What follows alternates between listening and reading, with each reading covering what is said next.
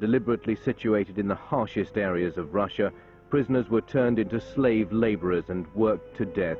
Huge industrial schemes like the Dnieper Dam or the Belomor Canal became a living hell for hundreds of thousands who died during their construction.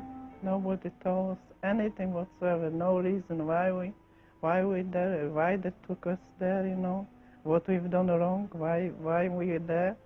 Nobody told us anything. We've just been taken as a slave, you know. Maria Sklugotsky was 18 years old in 1939 when she and her entire family were deported from their home in southern Poland to a labor camp in Siberia. People were that packed, we could hardly move at all in the train. But I know a lot of people, I was seeing some people and children thrown away from the train when there was death. That's it. Nobody was buried.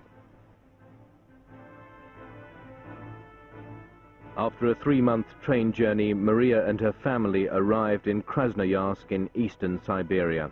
We had to go to work, you see, to forest. Because they says, if you don't go to work, we don't get any food whatsoever. We've been working, cutting trees, you know, and that in forest. I had to walk on my knees from trees to trees, you know, because snow was very, very high. If you walk, you should just fall deep in it. People die just like flies. Children, and particularly young people, nearly all died. You die, that's it.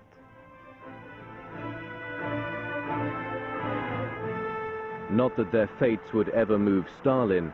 He once commented, "One death is a tragedy, a million deaths is simply a statistic."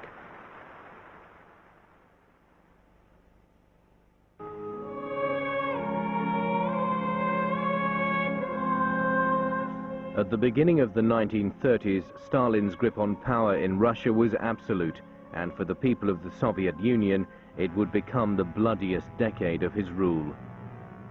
I think that by the end of the 1920s, Stalin was in the grips of some form of paranoia and saw himself surrounded by enemies, internal, external, in the party, in the country, and the terror to some extent was driven by his own paranoid fears. What became known as the Great Terror began at the Communist Party Congress in 1934, where Stalin was expecting his re-election as party secretary to be a formality. To his horror, 300 of the delegates voted against his nomination, and only 3 against the popular party favorite, Kirov. That reinforced his sense that there was a faction in the party who were trying to unseat him, and he then began to see enemies everywhere. Stalin's revenge for this treachery was swift. Kirov was assassinated in mysterious circumstances later that year. Of the 1,961 delegates who had attended the 17th Congress, 1,108 of them were shot. Of the 139 Central Committee members, 98 were shot. The purges were a device to really consolidate the new discipline that Stalin was imposing on the society. Everybody knew that if you didn't give total loyalty and visible dedication to Stalin, you could be sent to the cellars of the Lubyanka and executed immediately, or you could be sent to prison or camp for 25 years, and many were. From their headquarters in the Lubyanka, the NKVD, under Stalin's orders, spread fear throughout the country.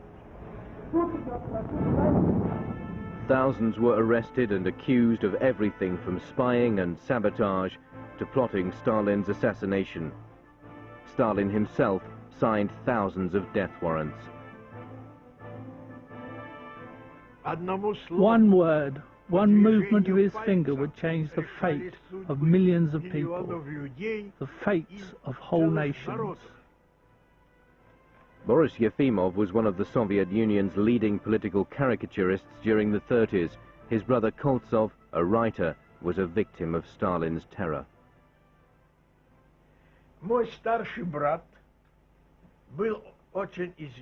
My older brother was a very well-known popular figure, very energetic, intelligent, and independent person. Stalin didn't like this sort of person. He only liked those who fulfilled his orders without any hesitation. At last, the day, or the night to be precise, of Koltsov's fate arrived.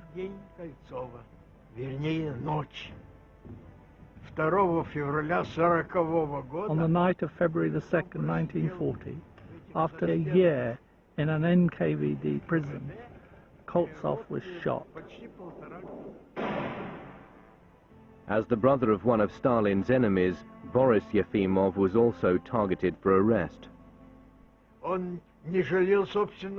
To be compassionate was not in his nature.